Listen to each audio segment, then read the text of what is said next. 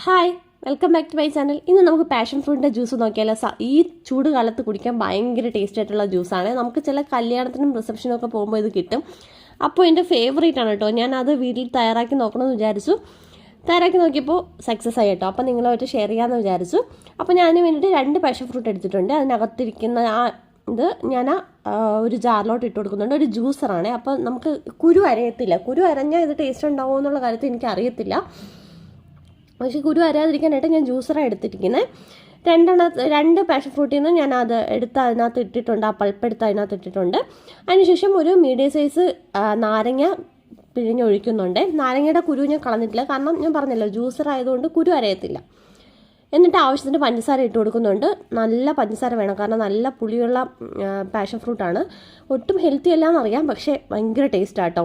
അതിലോട്ട് കുറച്ച് വെള്ളം കൂടി ഒഴിച്ച് ഞാൻ ഒന്ന് ബ്ലെൻഡ് ചെയ്തെടുത്തിട്ടുണ്ട്.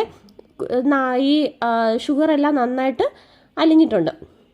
അതിനുശേഷം ഞാനൊരു പാത്രത്തിലോട്ട് മാറ്റി കുറച്ചുകൂടി വെള്ളം ഒഴിച്ചിട്ടുണ്ട്, കാരണം നമ്മൾ 2 പാഷൻ ഫ്രൂട്ട് എടുത്തിട്ടുണ്ടല്ലോ.